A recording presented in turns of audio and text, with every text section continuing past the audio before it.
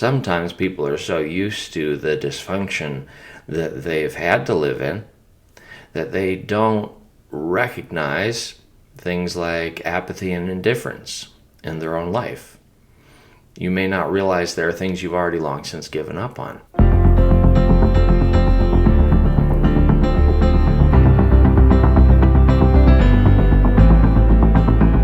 Today we're talking about living with meaning. He who has a why to live for can bear almost any how. That's a quote from Friedrich Nietzsche. Today we're going to be talking some about Viktor Frankl, who was a psychiatrist, but was also a Holocaust survivor. And he was also the founder of logotherapy. Now, previous forefathers in the psychology profession believed that humankind was primarily motivated by different things. For instance, Freud believed that we were primarily motivated by seeking out pleasure. Adler had some ideas about us being motivated to seek power. So it was a pretty different approach for Frankl to introduce this idea that we were motivated fundamentally to seek meaning. But what does that mean? What does it mean to seek meaning? Well, I want to share a brief excerpt from a book that I recommend you read yourself, and it's called Man's Search for Meaning by Viktor Frankl. There's a point in his telling of his time in the death camp when he said that they reached a point where the people were able to tell who was going to make it and who wasn't. Not in terms of who was going to be put to death, but in terms of who had already given up on life. And this is from page 74, if you have the paperback. The prisoner who had lost faith in the future, his future, was doomed. With his loss of belief in the future, he also lost his spiritual hold. He let himself decline and became subject to mental and physical decay. Usually, this happened quite suddenly, in the form of a crisis, the symptoms of which were familiar to the experienced camp inmate. We all feared this moment, not for ourselves, which would have been pointless, but for our friends.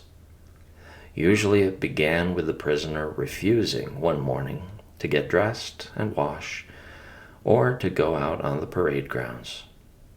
No entreaties, no blows, no threats had any effect. He just lay there, hardly moving.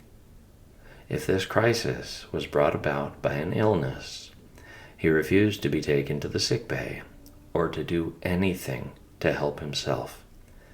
He simply gave up. There he remained, lying in his own excreta, and nothing bothered him anymore. That, to begin with, is sobering.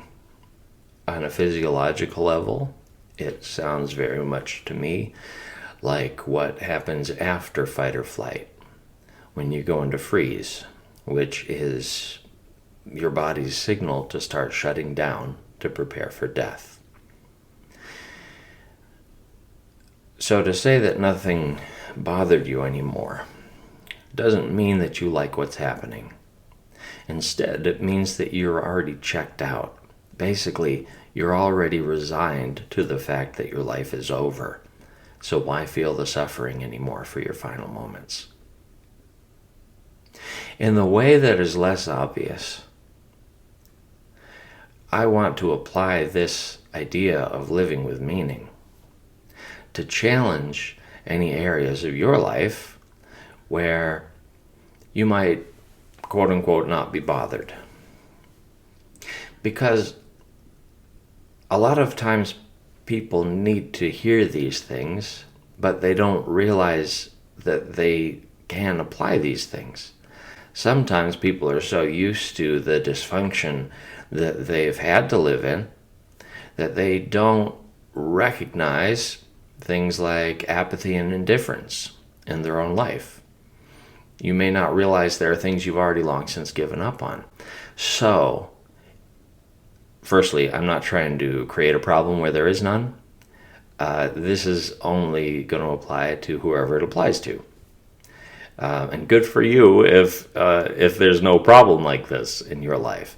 But if you find that day in and day out, you don't really feel as though anything you do matters in life, it feels meaningless, you put in what some might say was a good day's work, and you still go home and wonder, when is your life going to begin? Then this is worth beginning to take a look at.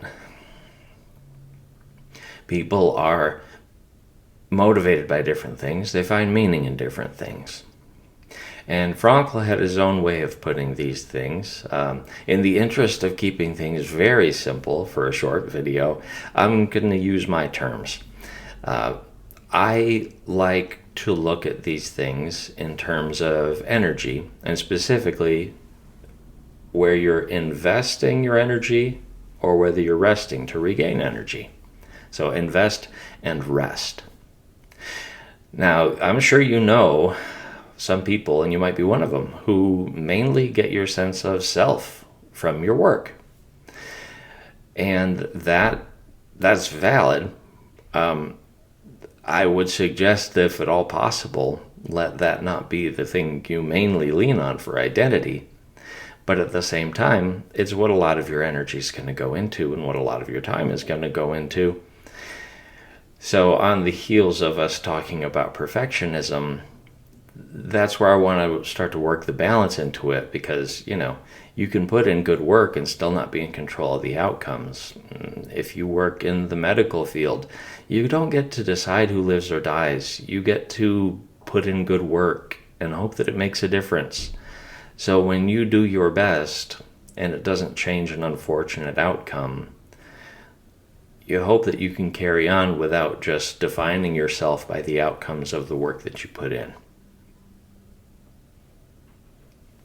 But when it's not work, sometimes it's creating things, which is another way of investing your energy. What are you building?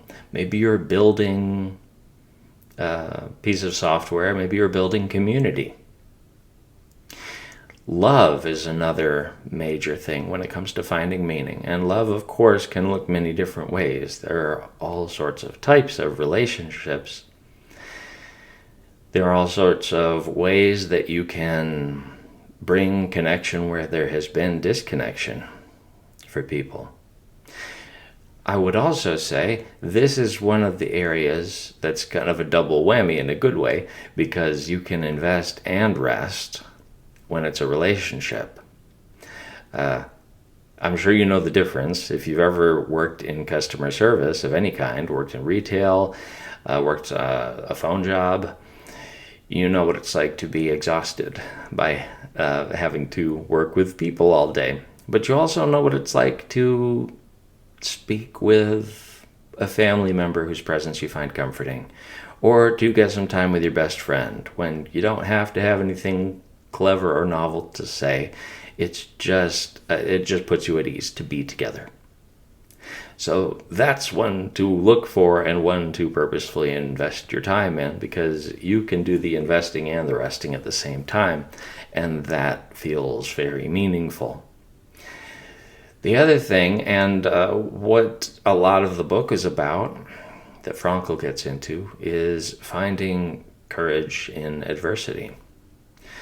A big theme, and one of the heavy matters throughout the book, was that idea that while you don't have a choice about everything that can happen to you, you do have a choice in what meaning you make of it, and you have a choice in how to respond to it. Depending on where you're at in your life right now, that could feel trite. But let me frame it in terms of what you choose to fill yourself with. Because a person who responds by complaining, no matter what happens, may be so full of complaining that they find a way to minimize good things when good things happen. They might be waiting for the other foot to drop, as if any good thing has to be followed by some kind of bad thing.